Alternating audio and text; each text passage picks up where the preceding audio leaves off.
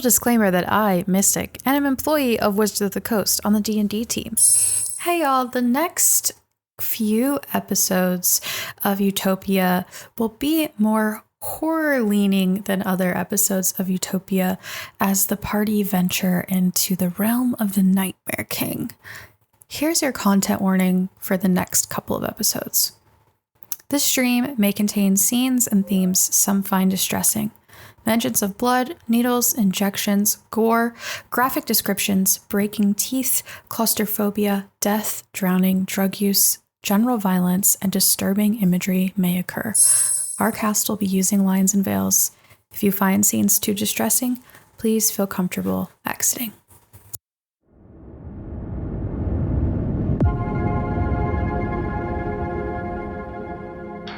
Last time on Utopia Podcast, the party entered the realm of dreams into their own unique nightmares, while Godfrey is led by Erudi to a room where he watches them. Erudi tells Godfrey that only once they've conquered their fears can they enter the Glen. And it's in these nightmares that we find the party.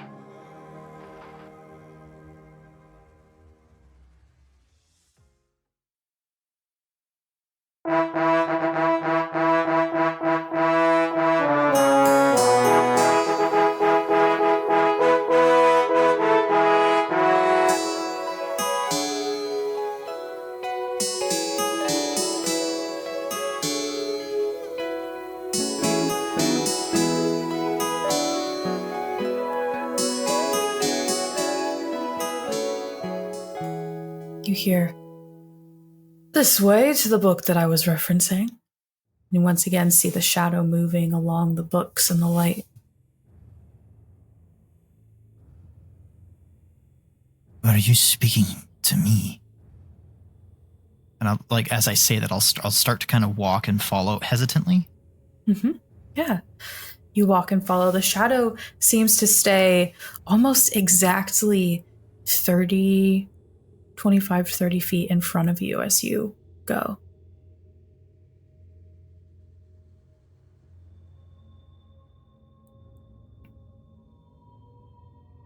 I think at this point, I'm gonna pick up my pace a little bit. You pick up the pace, and the distance between you and the shadow doesn't change. And as you do, you hear the snapping of books closing rapidly behind you as flying, biting books like the swarm that chased you, the bookish brow, begin to follow you not far behind where you are. I'm running. God. Yeah, you start to run. Godfrey, you have seen this, or at least snippets of it, as you walk around this space, catching bits and pieces of your friend's nightmares. Do I recognize the figure Morgus is chasing? Give me a history check.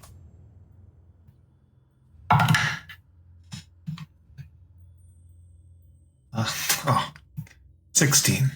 Yeah, you remember you have a copy of the Book of the Old Gods from Livy in your bag that you could get, and you are able to connect that the elephantine figure is connected to Zol, and that this might be who Morgus is chasing, kind of connecting the dots between oh, this is a library and this is an elephant.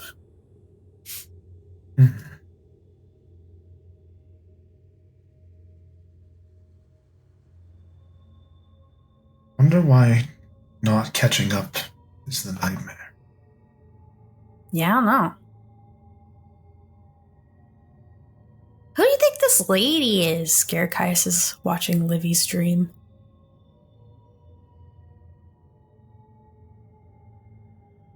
Oh no. Anyway, what's going on over here? He pads up next to you and looks through the screen you're watching, Godfrey. You better run faster.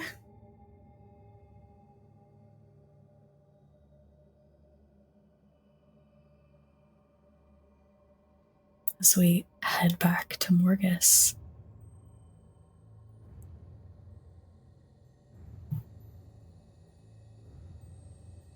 Give me an athletics check. You beat me to it.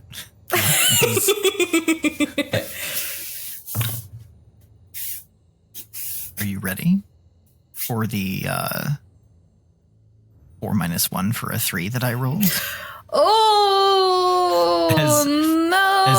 As Morgus is just short legs. Fuck. Ow. Short legs. Short legs. You're gonna take 3 piercing damage as the books catch up and snap at your back as you continue to run and heave, and how the shadow doesn't, again, just seems to be staying the exact distance away from you that it needs to, so that you don't catch up no matter how quickly or slowly you go.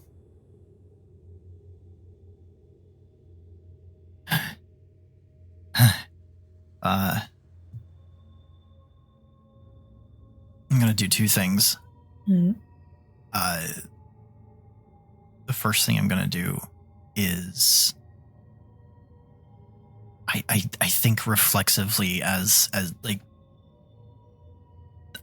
I think those books are probably going to swarm Morgus a bit and maybe even cut his movement short as they really finally get to him.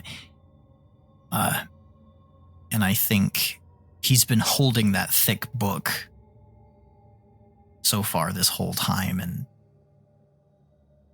he's going to start batting at them. Yeah. But eventually there's a bit of sourceless anxiety and anxious is building in Morgus. He seems to be forgetting something that is his natural reactions, that almost the way that he immerses himself in magic, in combat, in crisis situation. He doesn't seem to be entering that state. Yeah. You hit some of the books away, but it quickly becomes, like you said, a swarm that doesn't make sense to continue to hit at, as you come to a multi-directional turn in the books, and you see the elephantine figure heading over toward the right direction rather than just straight ahead like it was before. Okay. I'm gonna try to get through the swarm. Wait. Yeah, you keep running. Give me a Constitution saving throw. Sure. There we go. 19. Great. You're hardy. You're athletic. Although it's challenging for you to keep up, you're able to focus and keep your breath. You don't have any side pains as you're running through this library. But sure enough, as you're running now, perpendicular to the rows through sort of a middle section, you hear a growl, like a rah. I need you to give me a dexterity saving throw. Oh, fun. 9. All right, you fail as the spikes of a large cat-like creature that stands in between one of the rows shoot out of its tail and its back across the way toward you, grazing just the top of your head. You didn't say. As you take one more slashing damage from these spikes, you have once again another feat of danger to outrun. Livy.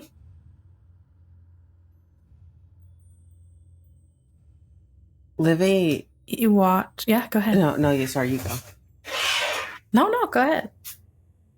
Livy has his hand over his heart, and he's taking deep, irregular breaths.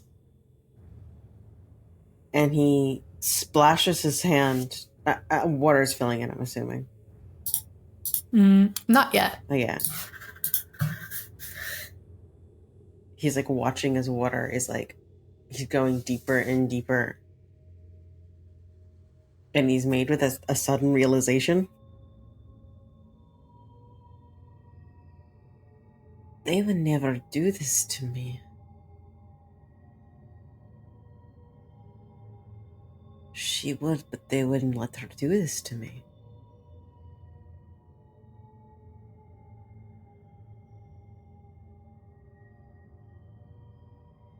And with that, Livy, she slams the lid to the coffin closed.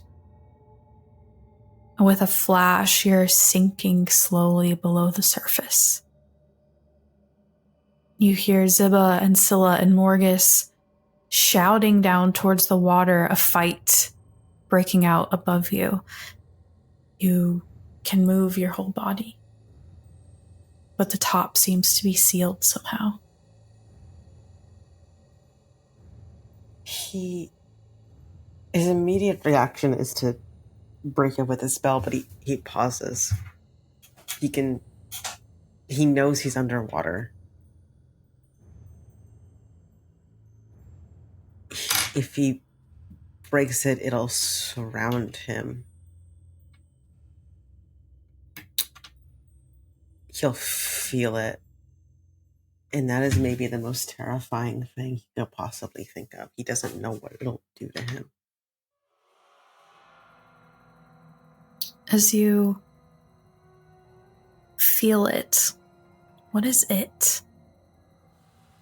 Cold, dark, inescapable. It's what he would imagine death would be like. A constant pressure that he can't escape. He takes a breath that he doesn't need and reminds himself that if he does nothing, he'll lose everything. And he tries to cast Shatter one more time. Yeah, give me the roll. We need a spell attack roll for this one, even though. Yeah. Yeah. Does the coffin level. lid count as a door? You try to pick a lock? Highest level, baby.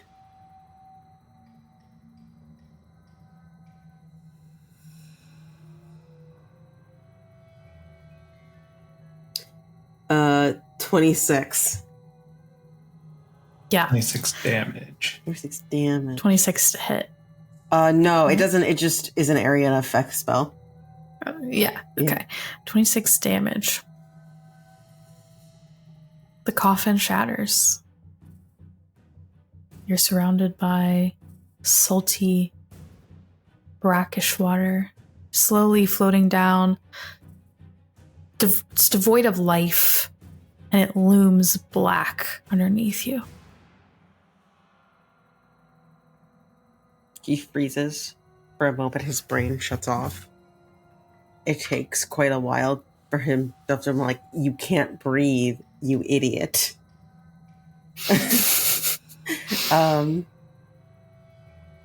He opens his eyes and he tries finding a light. You see the light flickers, shatters off of the weapons in the battle happening above the surface on the beach. The fight that you heard break out. He swims up. You swim up.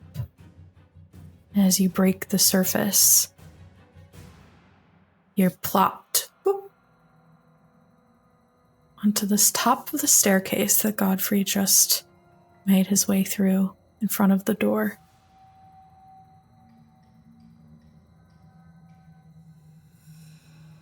You okay? What? You hear this, Godfrey. Is he behind the door? Mm-hmm. Godfrey will go and open the door. Welcome in.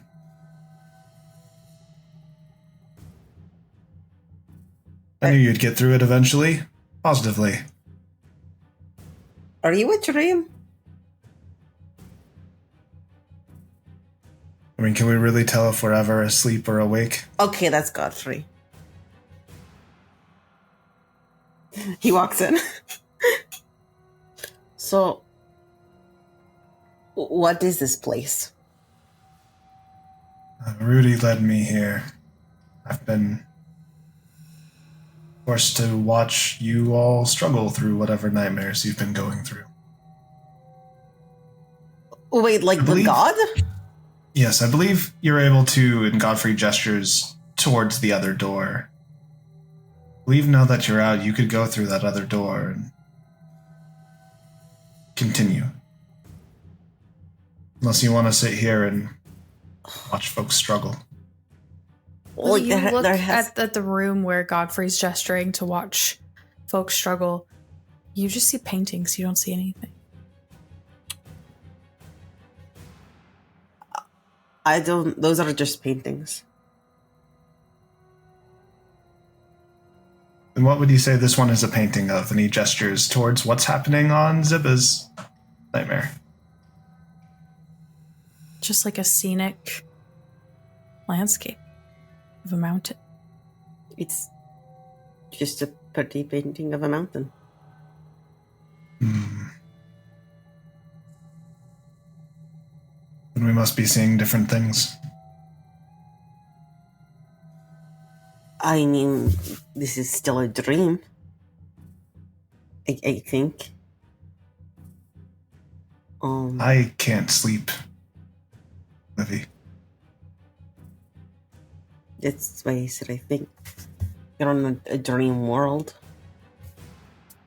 Even if you're not asleep.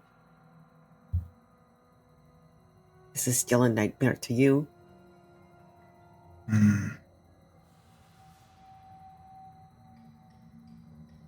Right.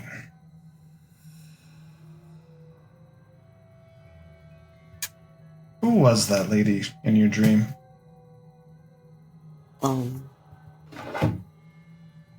That was my former professor.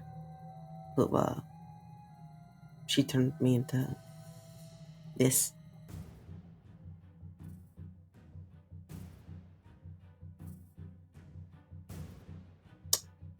Well, then if you can't see the dreams that I'm seeing, and yet you understood that I saw the dream that you were just in, maybe I have to stay here and watch. There's nothing you can do? I don't think so. Livy touches the paintings. They feel nice. They're like thick, abstract, like palette type paintings. So there's like glops of paint that you can touch and create like a tactile experience. Oh, that's very nice.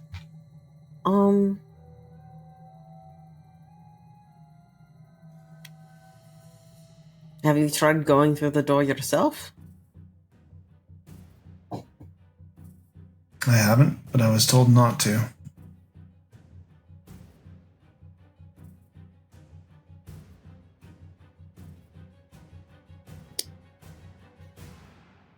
Well,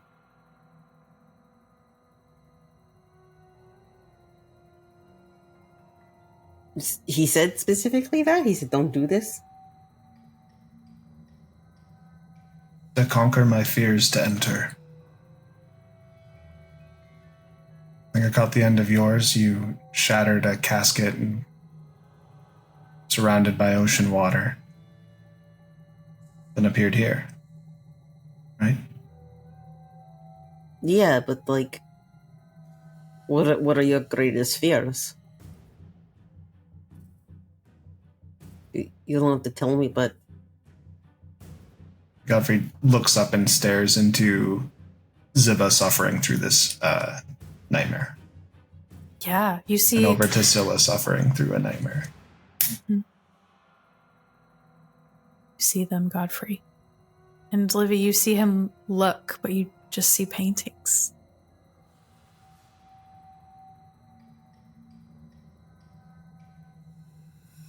Godfrey, I don't think there's anything you can do here. You just have to let them. You just have to trust that they'll be able to do it.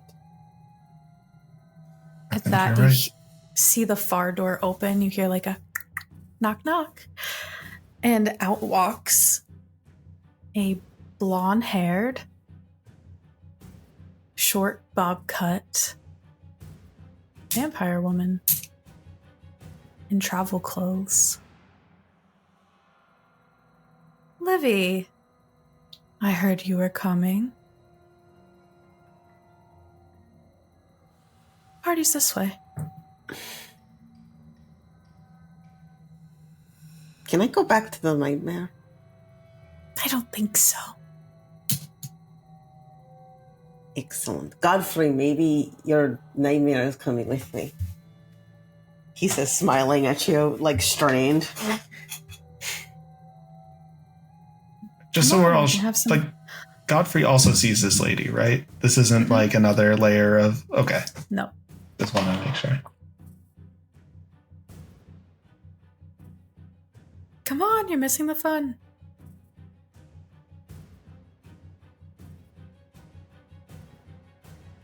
Fine. Opens the door a little wider. You see just the most beautiful glen. And a bunch of satyrs dancing, running around of all ages. There are a few other recognizable faces, Livy, as you walk through the door and she closes it behind you. I thought this would be a fun party. Livy With that, goes towards yeah. the door. Great. You walk through. Ziba. Sword out, running toward a giant crab. But every step you take feels like your boots are filled with lead.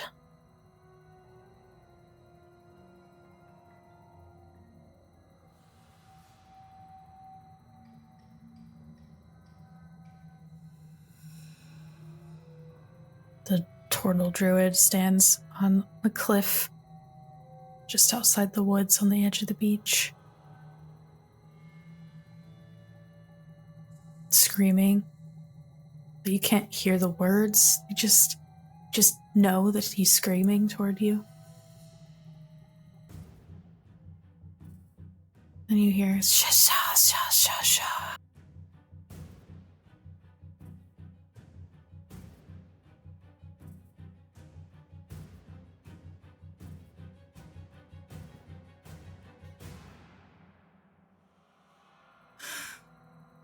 I feel like Ziba would have been like approaching towards the crab, trying to jump on its back because she had once before, but like every step the joints just ache more and more for like, almost being like a body beyond her years, as it just becomes difficult to remain focused on the task. And at this sha-sha noise in her vision, it takes a second to even register that it was there. And it doesn't quite divide her attention. Instead, she just becomes more confused, as she can't like quite focus on what the task is in front of her and what she's trying to do to get out of this. Yeah. The crab is still advancing, ready for a fight. You still hear the turtle druid in the distance, but the voice that is strongest is about 20 feet over to your right, away from the crabs. You see the form of the satyr woman. Sha sha sha. I think at this, Sybil will actually come more concerned for the satyr woman, remembering this fight with the crabs, and almost take a defensive stance with her back turned to the satyr woman to take on the crabs. All right. You take a few steps, your sword once again just dozing off. A few more steps. Heaviness of sleep hits you. I think at this point, like, Ziba's just sweating as she's trying to direct her tunnel vision, and she feels flushed as she's just trying to accomplish this one task of the sword, but she's just becoming quickly panicked by this overwhelming feeling of, like, powerlessness against this drowsiness that she can't shake.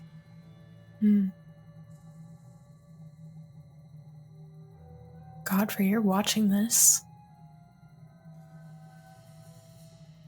Do you try anything? Do you do anything? He just stands there and he watches, and he just quietly is just like, just give in to the sleep, Ziba. Just go to sleep. You hear Godfrey's voice, Ziba.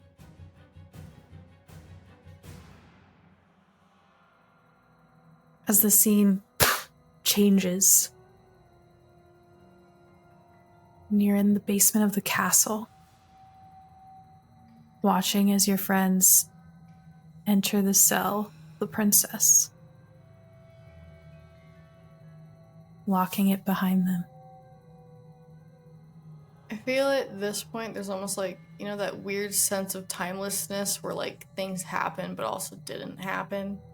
Mm-hmm. And Zip will be taken back to the moment, not when they first enter the cells, but of her trying to, again, run through the tunnels as fast as she could to get the keys, to get them out.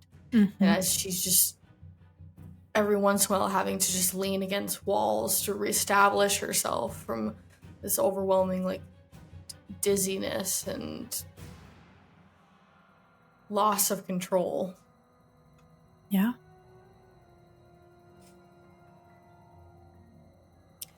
I think she knows it's a dream and she registers Godfrey's voice, but the sensation that the dream has over her, I'm not sure that she registers exactly the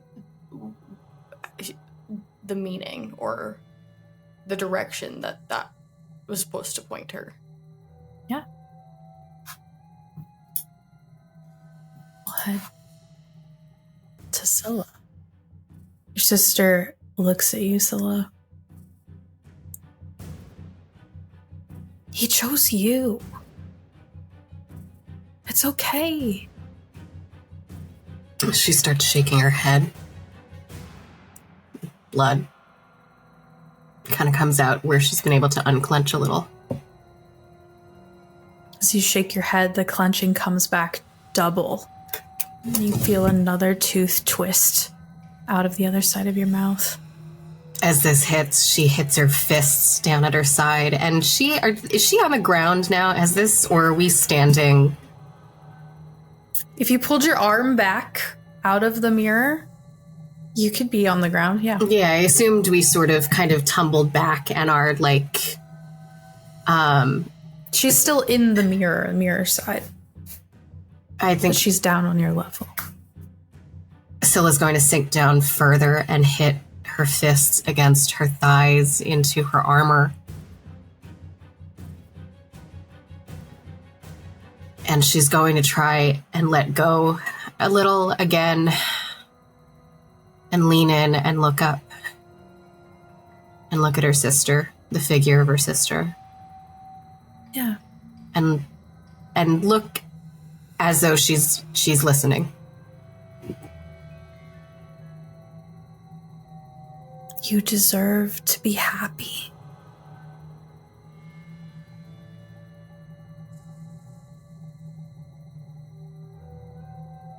She sort of heaves her chest a little in understanding and reluctancy, but listening. Yeah. As that tooth breaks fully and is tossing around on your tongue like the other, you take 3 more bludgeoning damage. Sweet. Your jaw loosens a little bit, though, as you accept what she's saying in some small part of yourself. If it's enough, she'll sort of hang her head and spit the tooth to the ground towards the bottom of the mirror. When you do, you look down towards the tooth. You see, instead of red blood, mercury glass dripping slowly off of the leaves of the ivy that fully surround you. She'll look at it and reach her hand out, unclench it from her side, and follow it up to the ivy to touch it. It's tacky. She'll sort of feel it in her fingers. Reminds you of your bleed spell. And she'll rest her hand back down and look back into the mirror at her sister. It's okay to be different.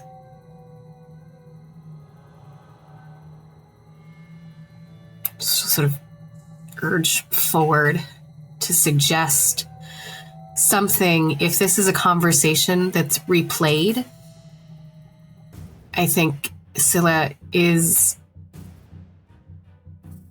to a point playing the same way that it happened last time and is urging forward to suggest, but what if it's not? I'm normal. I'm boring. You can make something of yourself. And she sort of puts her head to the side, and in that sort of, I guess, sibling semaphore, again to suggest, but I can't leave you, I think is what this suggests. Because of what you are. He places a hand on the mirror. You can see that she's not able to push through in the way that you could. I'll always be here for you. You know that, right? She'll reach her hand up and she'll offer the back of her hand and sort of outstretch her fingers.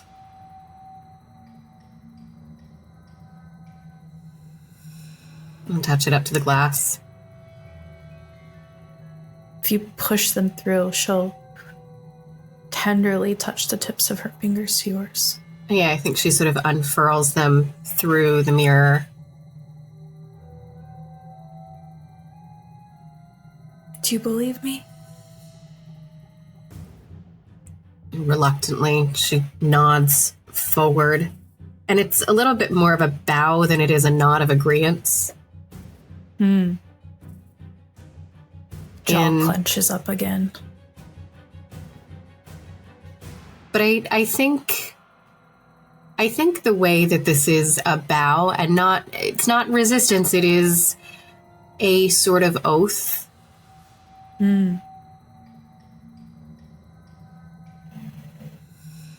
Okay. The finger tries to pull you a little bit. But she moves with it.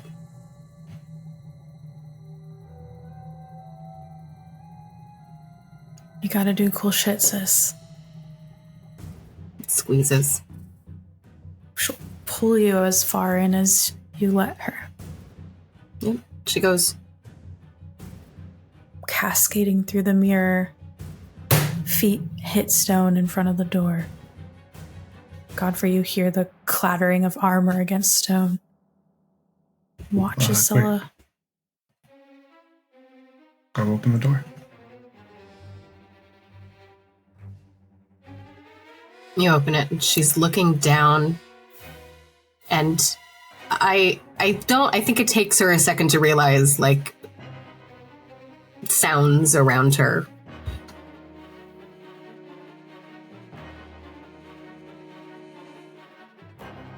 And then looks up at you.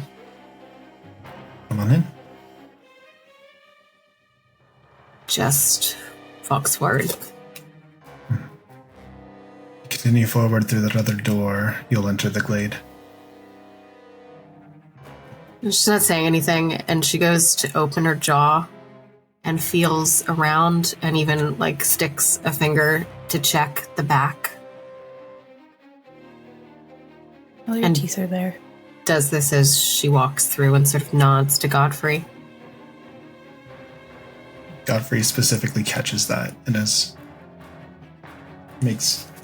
you see his shoulders visibly like relax.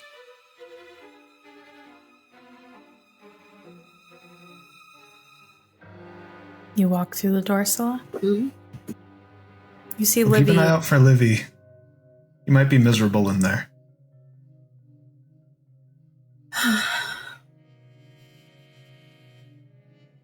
She walks. You see Libby talking to a tall, slender, elvish-looking woman from the back at a table, like a rough wooden table with a bunch of wooden kegs up on top of it, a bunch of satyrs delving out alcohols and drinks of different kinds, and they stand in front of it. Livy, how do you look to Scylla as she sees you from a distance with your friend at this table? Utterly uncomfortable. Arms crossed. Like, he looks like he wants to be absorbed to himself.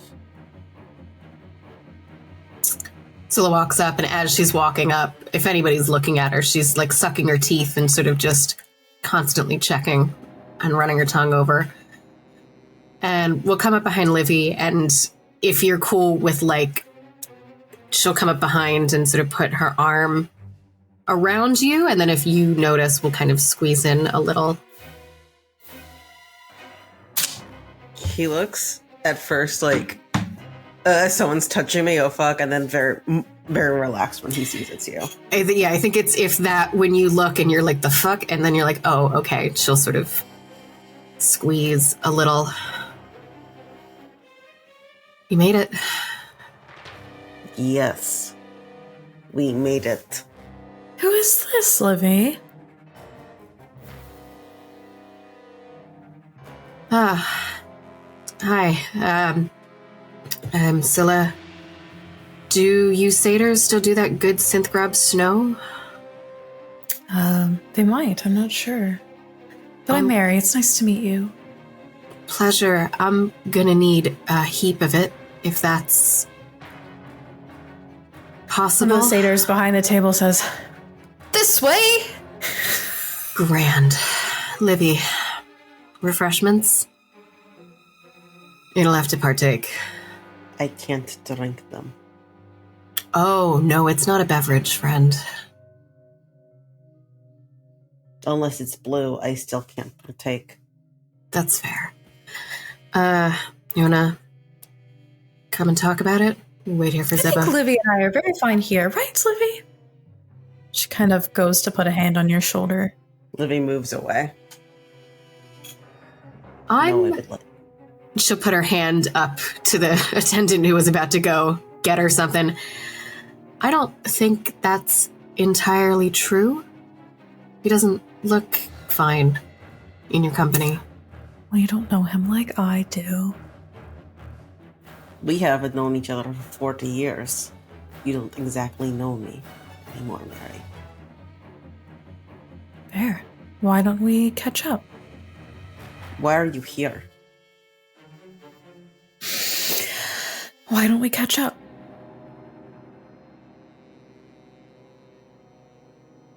Fine. Olivia, are you going to be okay on your own?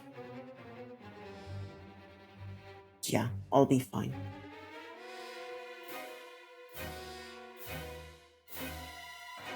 I'll be over there.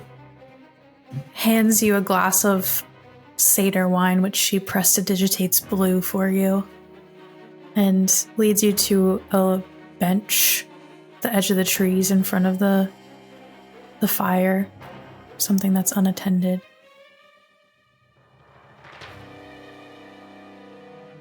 Blue, huh? I never thought of you as a color drinker. Yep. Well, it was either that or hurt people. Maybe. There's lots of options. And with that, Godfrey, Morgus and Ziba remain in their nightmares.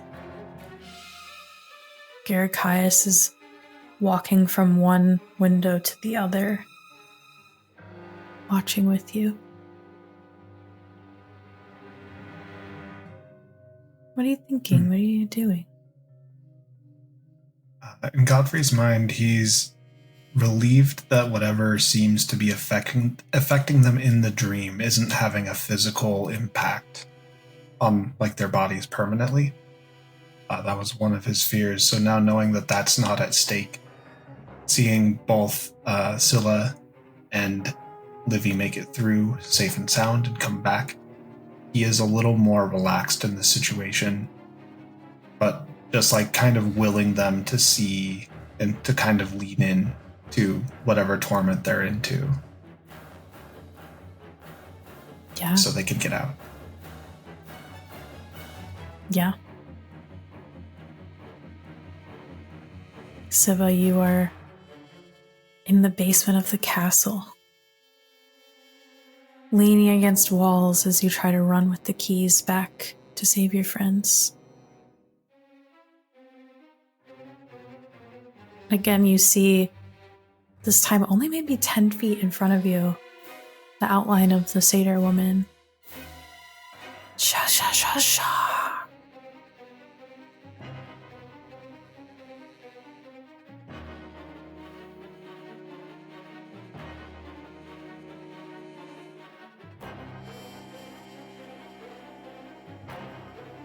Does she convey any sense of urgency?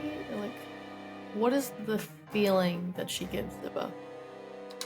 A sense of calm, of relaxation, and ease.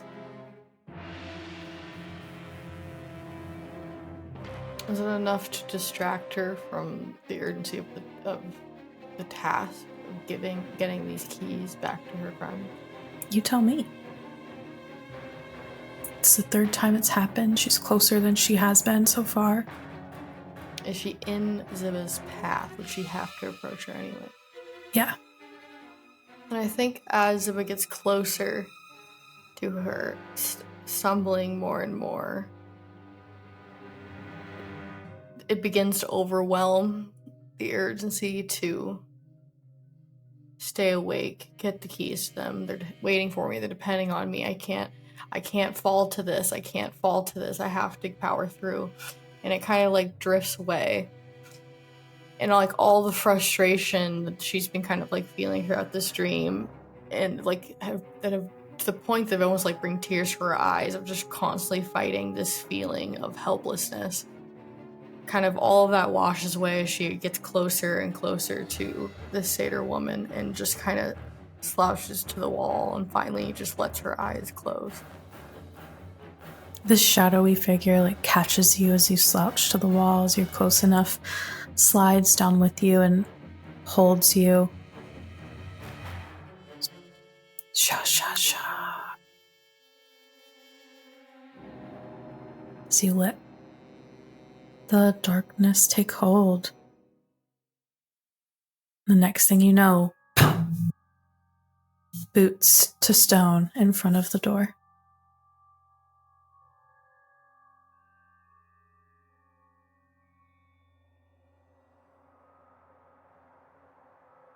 I feel typically someone would be discombobbled by this situation, but I think this is the clearest Ziba's mind has felt this entire time. As she kind of just very quickly takes in her surroundings, and I'm assuming sees the door in front of her. Yeah. And go through the door. No hesitation now. You see Godfrey and Garakias. What's going on? Where's everyone else? You made it. That's good. Proud of you. You could go through the last door. Yep, easy peasy. Just falling asleep. Mm-hmm. And you still kind of see this level of exhaustion still kind of a little bit behind her eyes, as she just blindly does what you say and just Yeah, alright. Let's get on with this. And Livy and Scylla are already in there. enter the party room, I guess. All right. Give me a perception check.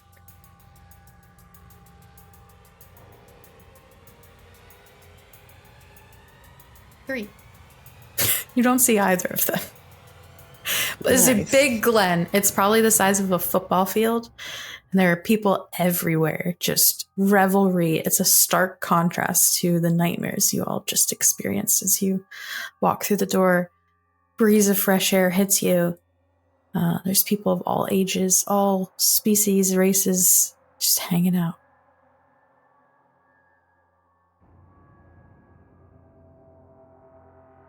Well, where's the games? Thought there were some competitions going on. They're not started yet. You don't see any of those. Do you ask anyone? Yes. There's like an elderly satyr with a cane walking with their partner in her arm. That'll start tomorrow there, dearie. Gotta get everybody here first. There are days here? Well, not quite days. And what's tomorrow? Who knows? Whenever he says goes. It's our motto. Who says? Erudi. How'd you get here if you don't know Erudi? I don't... What's he look like? Maybe I met him and I just don't remember. Points across the clearing at a large, huge minotaur with a magic staff and armor on. I really don't remember meeting that guy and I feel like I would. Yeah. First time for everything. Welcome to the party, youngin. Okay. Have fun. Yeah.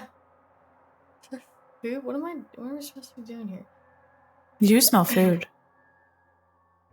What was the mission? What?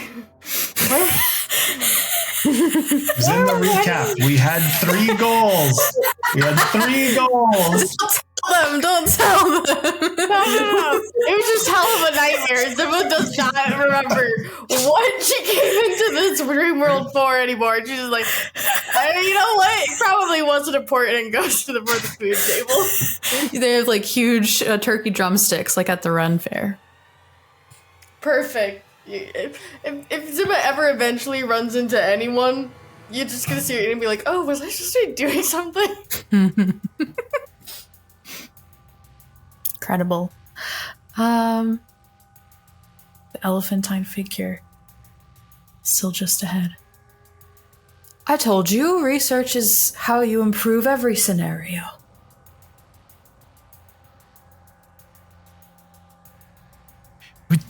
As I sort of duck. What sort of research is this? Come back! I'm moving. You move, you run. At one point, you can hear the panting of this large cat-like monstrosity following behind you. And as you run and run and run, the crackling of the fireplace seems to get even louder. And the heat in the room seems to increase, the temperature itself getting warmer and warmer. And the smell of baked goods begins to shift to that of sulfur.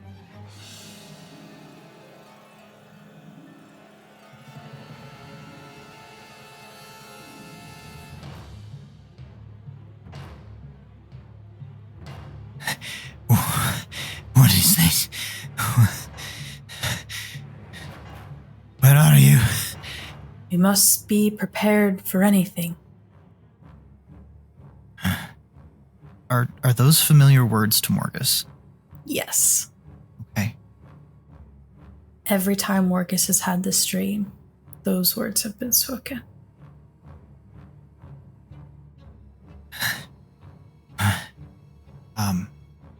I think as the smell of sulfur the rising roar of the flames, like is it as that volume just keeps filling up Morgus's ears. I think there's gonna be a bit of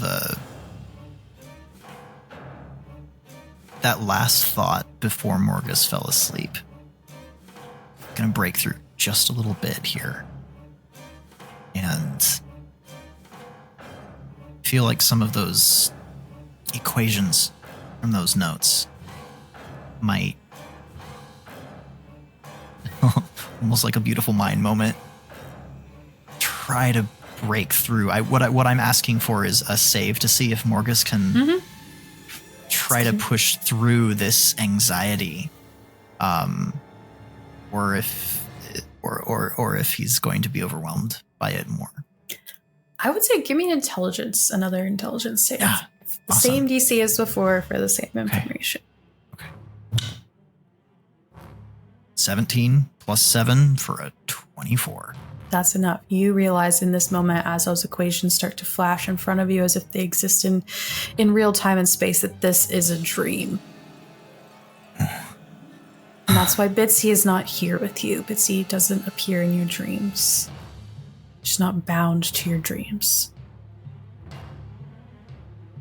I think Morgus is going to close his eyes and just try to take a deep breath. Are you stopping running? I think I will slow down. Okay. Almost to a stop, but I'm gonna be walking, I think. The cat stays the same distance behind you.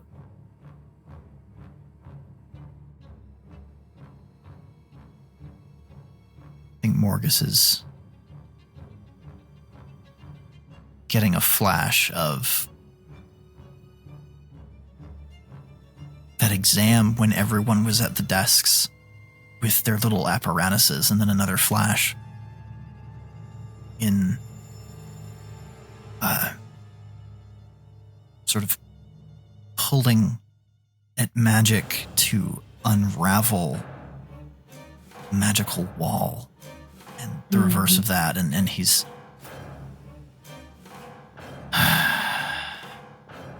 he's finally gonna stop. Yeah. Godfrey, I think you noticed this moment of like Morgus realizing this is a dream when stopping here. The manticore-like creature just veers off into the aisles, walks away.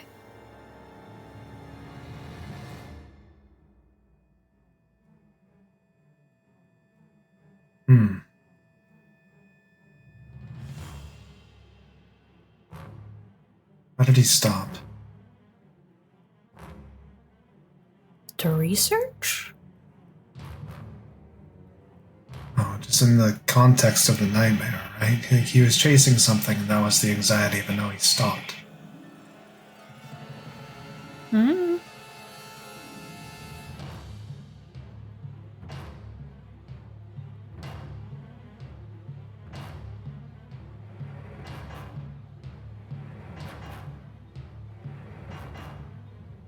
See how it plays out, I suppose. All right. Morgus, you stop. As you close your eyes to take those breaths, you feel and hear the paw pads pad away from you into the distance. But the smell and the heat doesn't go away. And you actually actively feel the terrain shift under your shoes.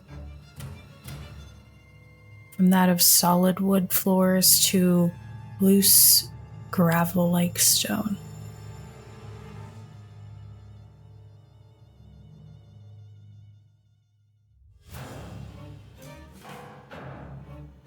I think Morgus is going to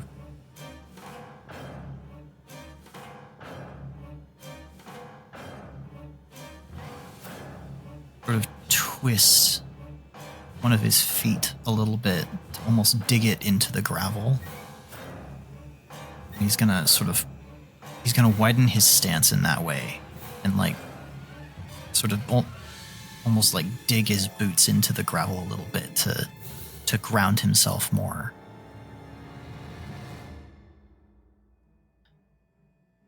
Research starts. The hypothesis. I have been here before.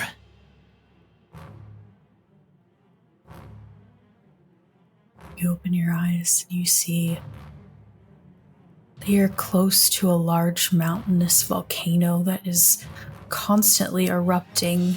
The volcanic lahars flowing all around you. As you look over to your left, you see hundreds of soldiers dressed in the same garb as you, but not ornate.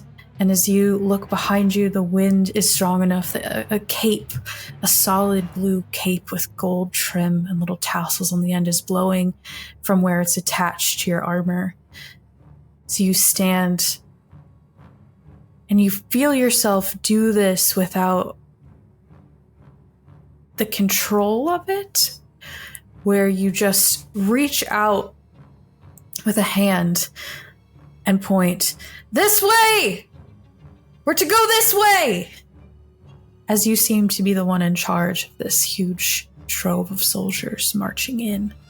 You can hear shouts and screams in the distance, and other creatures flying through the sky above you. Behind you, you see the elephantine figure, not in his academic robes, but in what seems to be armor. And in your mind you hear, "You remember the plan, right?"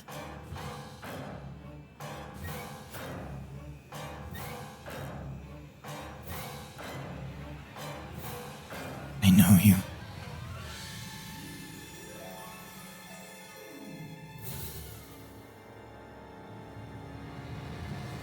The plan, Morgus.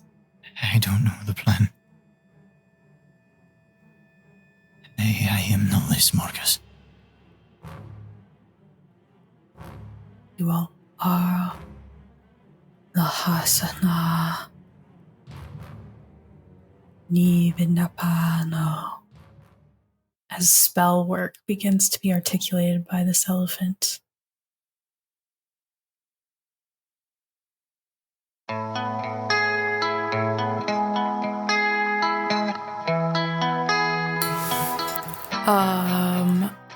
What in the world is happening? I mean, I know. Thank you all so much for listening. I hope that you are enjoying this new tap into the horror genre as much as we are. Got a few more episodes in this arc that are gonna stay within this theme. I hope that you all are gonna smash that follow button, subscribe, like, comment, follow, whatever you can do on the platform that you're on. You can find us on Discord if you'd like. The link is below you wherever you are listening. We also have a Ko-Fi. If you want to invest, we very, very much appreciate it. Intro and outro by Nolan Clock. Everything else by myself and the cast. I hope you have a really, really great day.